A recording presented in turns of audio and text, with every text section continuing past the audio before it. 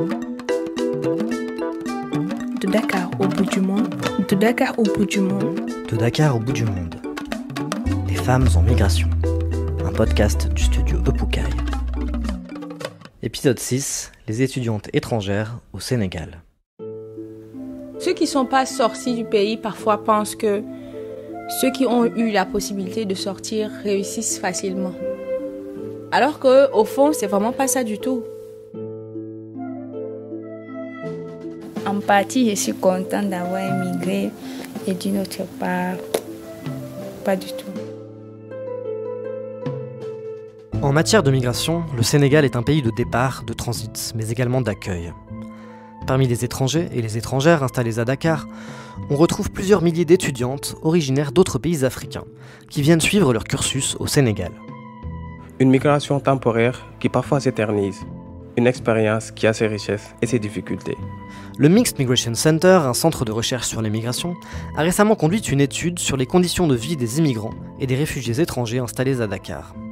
Les conclusions évoquent notamment des difficultés d'accès au logement et au travail avec, pour les femmes en particulier, une certaine vulnérabilité au chantage d'ordre sexuel dans un contexte de pauvreté et d'éloignement des solidarités familiales. Dans cet épisode, on écoutera Mimi et Corinne, deux étudiantes, l'une tchadienne, l'autre camerounaise, qui partagent avec nous quelques bribes de leur expérience d'émigration et des leçons qu'elles en tirent.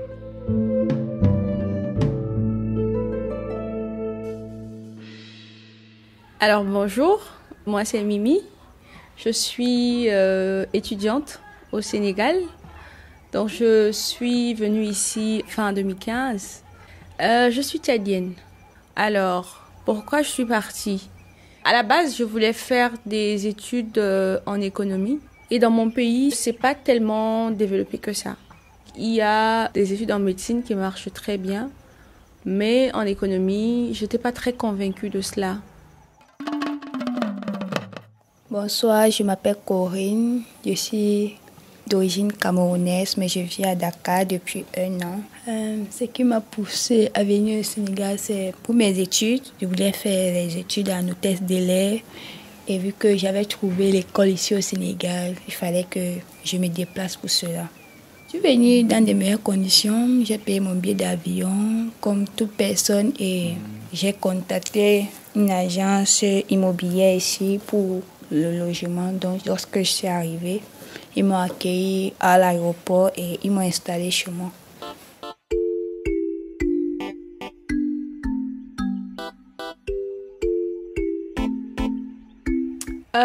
Oui, clairement, je suis très contente parce que j'ai appris beaucoup de choses. En fait, je trouve que rester chez soi et penser que chez soi c'est le plus beau du monde, c'est une très grande erreur de faire ça. Parce qu'il y a tellement de belles choses qu'on peut apprendre à l'extérieur de chez soi. Rien que pour ça, ça en vaut la peine. En partie, je suis contente d'avoir émigré et d'une autre part, pas du tout. Et si on veut dire ce que j'ai pas aimé, c'est la population, cette façon de voir les étrangers comme des personnes qui ont l'argent. Ils se disent, par exemple, si on est venu dans leur pays, c'est parce qu'on a beaucoup d'argent. Or, c'est pas ça. Du fois qu'on vient dans leur pays, comme moi, par exemple, je suis venue ici, c'est parce que je voulais un lendemain meilleur à travers mes études que j'allais faire. Je savais qu'après mes études, je pouvais trouver un bon boulot et pouvoir m'auto-gérer sans toujours avoir besoin du papa.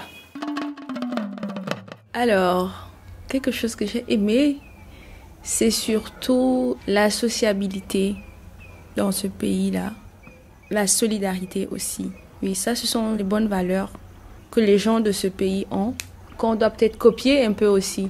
Parce que justement, c'est ça, finalement, le but de voyager, c'est d'apprendre, c'est de corriger ses erreurs en apprenant des autres aussi.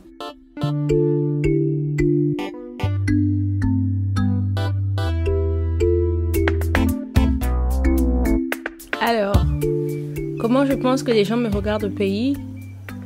Je pense que ceux qui ne sont pas sortis du pays parfois pensent que ceux qui ont eu la possibilité de sortir réussissent facilement.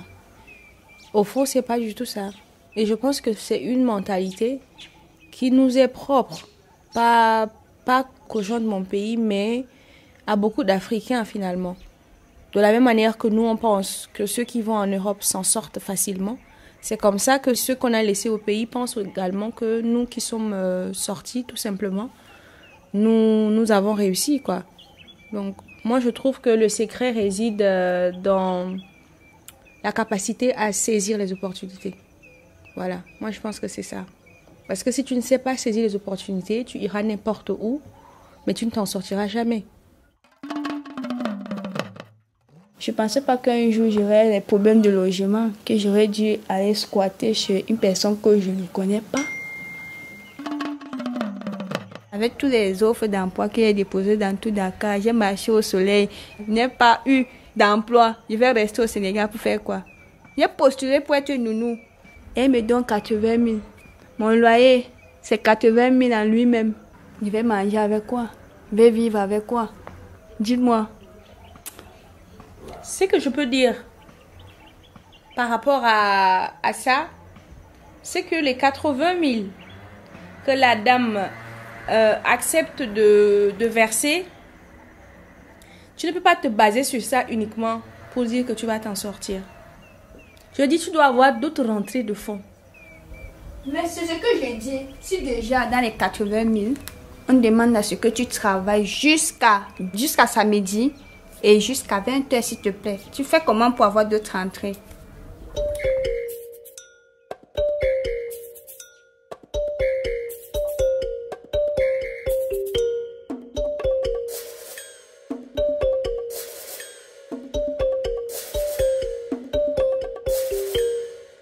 Quel conseil je donnerais à une femme qui voudrait voyager? Alors, je lui dirais, ma chérie, il faut avoir un mental. Si tu n'as pas de mental, tu ne pourras pas t'en sortir. Tu ne pourras pas t'en sortir et en tant que femme, c'est encore beaucoup plus difficile parce que on peut être sujette à plein de choses. Parfois, c'est des propositions indécentes dans le milieu du travail. Donc, il y a des gens qui profitent parfois de leur responsabilité, de leur position finalement, pour te faire des chantages. Et si tu ne refuses, ben, je vais tout faire pour te faire sortir, clairement. Voilà. Et c'est difficile parce que quand tu viens chez les gens, c'est clair que parfois, les moyens financiers ne suivent pas forcément. Donc, tu seras parfois confronté à des difficultés. Vu que tu n'as personne d'autre vers qui te tourner et tout, tu vas justement vivre ces genres de choses-là. Et donc, les gens, ils profitent parfois de tout ça, quoi, pour te faire des propositions très indécentes et tout. Bon, moi, je pense que le mental, c'est très capital de l'avoir. Sinon, après, ça ne va pas, quoi. C'était le 6e des 7 épisodes de la série de Dakar au bout du monde des femmes en migration, un podcast du studio Opoukai en partenariat avec la fondation Heinrich Böll Sénégal. Un grand merci à Mimi et Corinne. Prochain et dernier épisode, les leçons du voyage.